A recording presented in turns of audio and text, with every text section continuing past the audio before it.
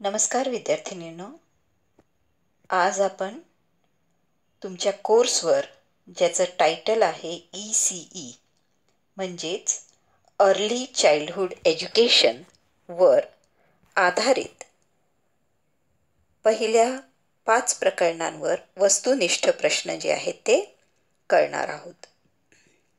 वस्तुनिष्ठ प्रश्न का? वस्तुनिष्ठ प्रश्न म्हणजे ऑब्जेक्टिव्ह टाईप क्वेश्चन्स. वस्तुनिष्ठ प्रश्न का? कारण की आता कोविडच्या काळामध्ये सगळे जे एक्झाम्स आहेत ते ऑनलाईन पद्धतीने ऑब्जेक्टिव्ह टाईप क्वेश्चन्सवर आधारित असणार आहेत. तर चला आपण प्रकरण 1 पासून सुरुवात करूया. ECEची वयोमर्यादा किती आहे? ECE तुम्हाला आत्ताच मी सांगितलं, अर्ली चाइल्डहुड एज्युकेशनची वयोमर्यादा किती आहे? त्याचे पर्याय आहे 2 ते 8 वर्ष, 10 ते 18 वर्ष, जन्म ते 14 वर्ष आणि 0 ते 9 महिने. तर याचं उत्तर आहे अ, 2 वर्षापासून ते 8 वर्षापर्यंत. पुढचा प्रश्न आहे ECE शिक्षणात खालीलपैकी काय केंद्रस्थानी असते? याचे पर्याय आहे शिक्षक, बालक, विविध व्यवसाय किंवा खेळ. तर याचं उत्तर आहे ECE शिक्षणात बालक हा केंद्रस्थानी असतो. ECEची पूर्ण आवृत्ती काय आहे, म्हणजे त्याची फुल फॉर्म काय आहे? Early childhood education, echocardiogram, electronic engineering किंवा इलेक्ट्रॉनिक कम्प्युटर इंजिनियर. तर याचं उत्तर आहे अ, अर्ली चाइल्डहुड एज्युकेशन. ECEचे महत्त्वाचे उद्दिष्ट काय आहे? पर्याय आहे कॉम्प्युटर शिक्षण, सर्वांगीण विकास, गणित शिकवणे किंवा सहलींचे आयोजन करणे. तर याचं उत्तर आहे ब, सर्वांगीण विकास करणे. बालकाचा सर्वांगीण विकास करणे हे ECEचे महत्त्वाचे उद्दिष्ट आहे. ECEच्या माध्यमाने कोणत्या प्रकारचे शिक्षण दिल्या जाते? पर्याय आहे विज्ञान शिक्षण, समाज शिक्षण, क्रीडा शिक्षण का ताणविरहित शिक्षण. तर याचं उत्तर आहे ड, ताणविरहित शिक्षण बालकांना ECEच्या माध्यमाने दिले जाते. आता आपण बघूया प्रकरण 2 वर आधारित वस्तुनिष्ठ प्रश्न. एकात्मिक बालविकास सेवा खालीलपैकी कोणत्या प्रकारचे पूर्व प्राथमिक केंद्र चालवते? तर पर्याय आहे अंगणवाडी, किंडरगार्टन, बालमंदिर किंवा बालवाडी. तर एकात्मिक बालविकास सेवा खेड्यांमध्ये अंगणवाडी चालवत असते. तर त्याचं उत्तर आहे अ. बालशाळेत कशाच्या माध्यमाने शिकवल्या जाते? फळा आणि खडू म्हणजे ब्लॅकबोर्डच्या माध्यमाने, खेळाच्या माध्यमाने, दंड देऊन किंवा शारीरिक शिक्षा करून किंवा ICTच्या माध्यमाने. तर याचं उत्तर आहे ब, खेळाच्या माध्यमाने किंवा प्ले वे मॅथडॉलॉजीच्या माध्यमाने बालशाळेत शिकविले जाते. बालवाडीत बालकाच्या वजन, उंची, अभ्यास प्रगती खालीलपैकी कशात नोंदवली जाते? पर्याय आहे जनरल रजिस्टर, हजेरी पुस्तक, प्रगती पुस्तक किंवा जमा खर्चाची वही. तर याचं उत्तर येईल क, प्रगती पुस्तक. पुढील प्रश्न आहे खालीलपैकी काय चुकीचे आहे हा प्रश्न थोडा अपूर्ण आहे. ह्या प्रश्न असा आहे की खालीलपैकी बालवाडीमध्ये काय नसायला हवे? तर पर्याय आहे क्रीडांगण असावे, टॉयलेट असावे, हवा खेळती असावी आणि जिना असावा. तर बालवाडीमध्ये जिना जो आहे तो नसावा. तर याचं उत्तर आहे ड. पुढील प्रश्न आहे बालवाडीत एका शिक्षिकेमागे किती विद्यार्थी असावेत? पर्याय आहे 40, 30, 20 किंवा 50. तर याचं उत्तर आहे क, 20 विद्यार्थी असावे. पुढील प्रश्न आहे बालकाचा सर्वांगीण विकास होण्यास खालीलपैकी काय मदत करते? तर याचे पर्याय आहे खेळ, गणित, विज्ञान कृती का माती खेळ. तर याचं उत्तर आहे खेळ बालकाच्या सर्वांगीण विकास होण्यास मदत करतात. पुढील प्रश्न खालीलपैकी बैठे खेळ कोणते? तर पर्याय आहे बॅट बॉल, घसरगुंडी, बागकाम आणि चित्रकला. तर याचं उत्तर आहे ड.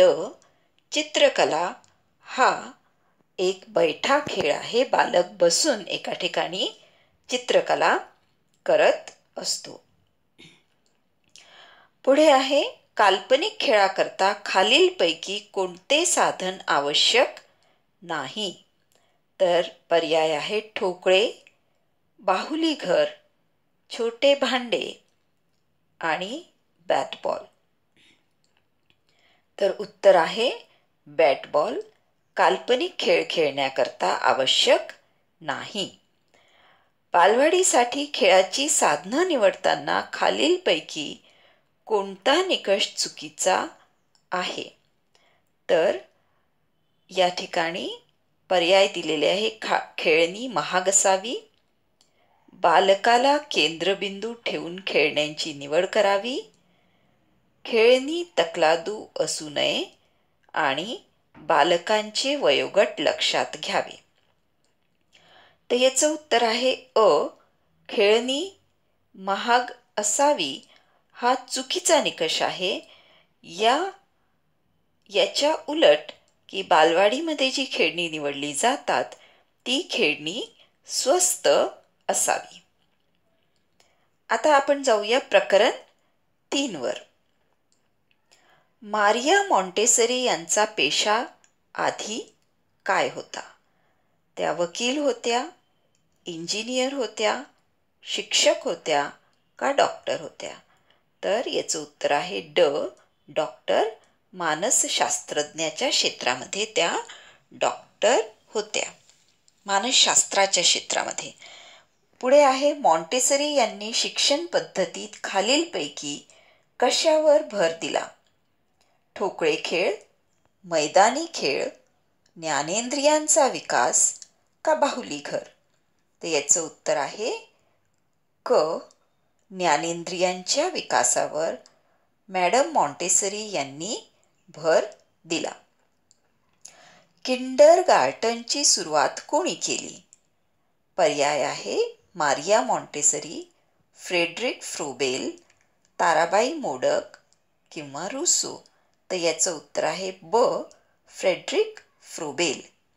पुढील प्रश्न आहे फ्रोबेल यांनी खालीलपैकी कोणत्या खेळावर भर दिला? पर्याय आहे ठोकळे खेळ, मैदानी खेळ, बाहुली घर किंवा संगीत. तर फ्रोबेल यांनी ठोकळे खेळांवर भर दिला म्हणून त्याचं उत्तर आहे अ. ग्रामीण भागात बालशिक्षणाचा प्रचार कोणी केला?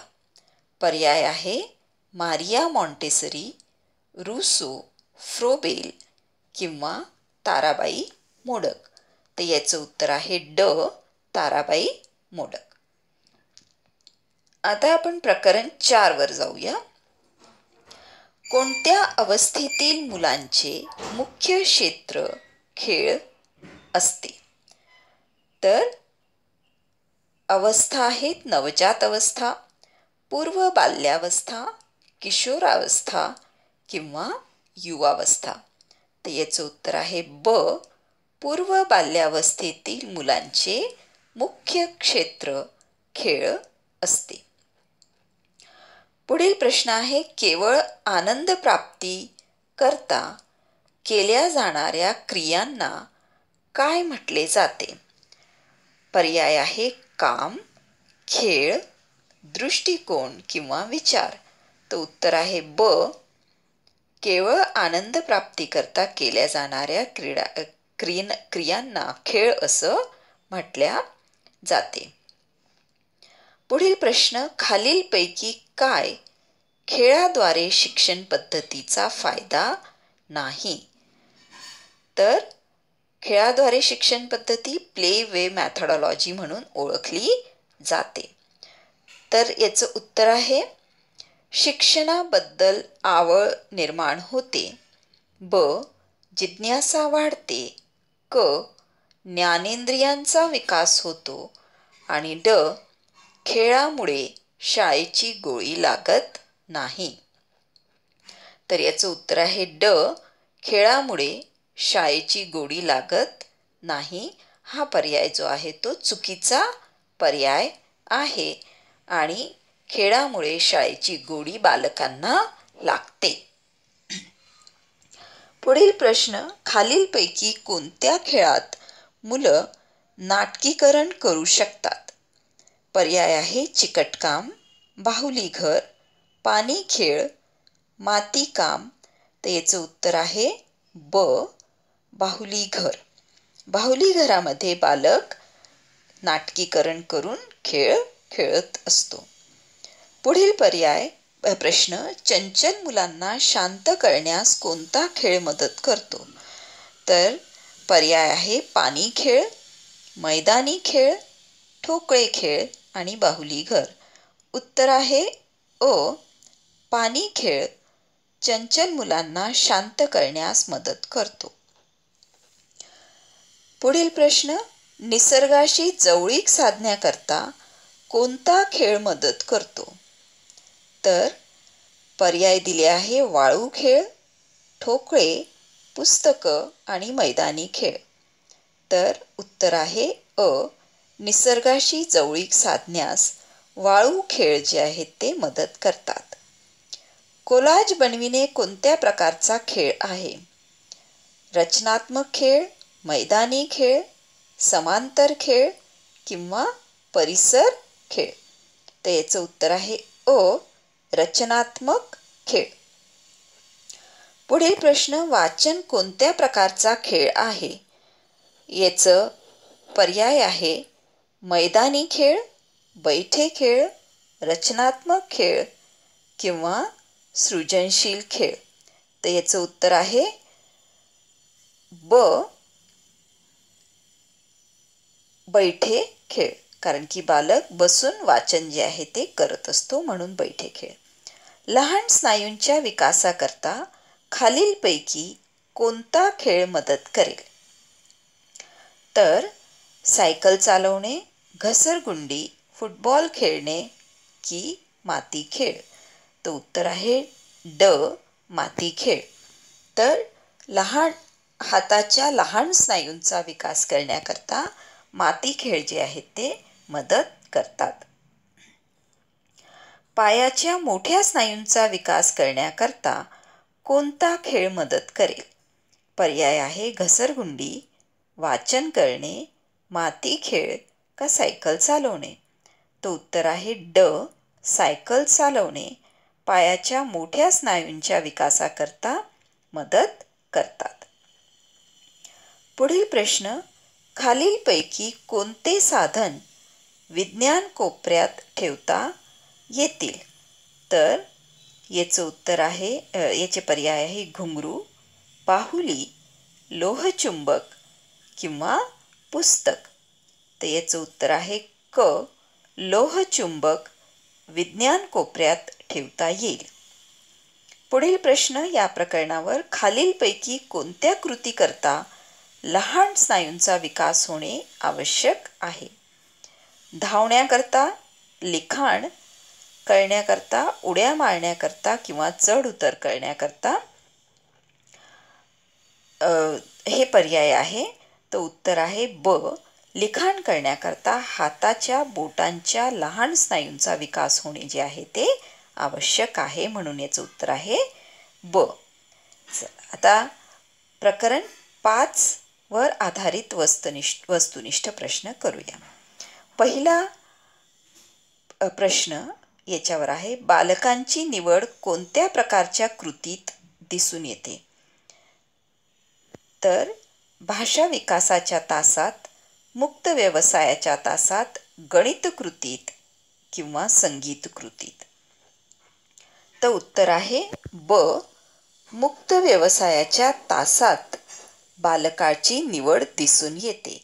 म्हणजे मुक्त व्यवसायाच्या तासात बालकाला मोकळं सोडले जाते आणि त्याला पटेल ती गतिविधी किंवा ती क्रिया बालक करत असतो.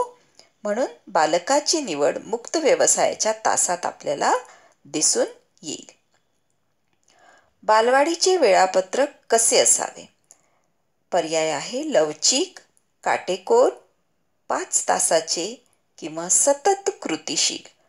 तर याचं उत्तर आहे अ. बालवाडीचे वेळापत्रक लवचिक असावे. खालीलपैकी काय समूह कृती आहे? चित्रकला, वाचन, सहल किंवा चिकटकाम. याचं उत्तर आहे क.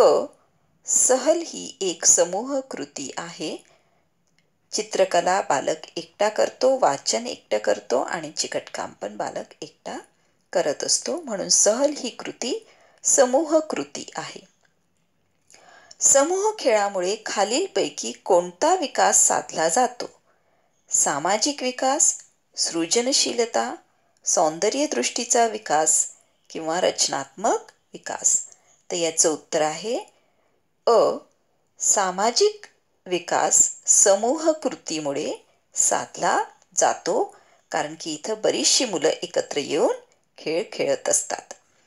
पुढील प्रश्न आणि शेवटचा प्रश्न, शैक्षणिक साधनांची निवड करताना खालीलपैकी काय लक्षात घेणे आवश्यक नाही? पर्याय आहे शारीरिक विकास, विद्यार्थ्यांचे वय, बौद्धिक पात्रता किंवा विद्यार्थी संख्या. तर याचं उत्तर आहे अ. शारीरिक विकास. शैक्षणिक साधनांची निवड करताना विद्यार्थ्याचे वय लक्षात घेतले जाते, बौद्धिक पात्रता लक्षात घेतले जाते, विद्यार्थी संख्या लक्षात घेतली जाते, पण शारीरिक विकास लक्षात घेणे काही आवश्यक नाही, म्हणून याचं उत्तर आहे अ. तर मुलींनो, हे होते तुमचे वस्तुनिष्ठ प्रश्न प्रकरण 5 पर्यंत. तर हे फक्त तुमचा क्वेश्चन बँक सारखा आहे. हे जरुरी नाही की याच्यामधूनच प्रश्न जे आहेत ते विचारले जातील.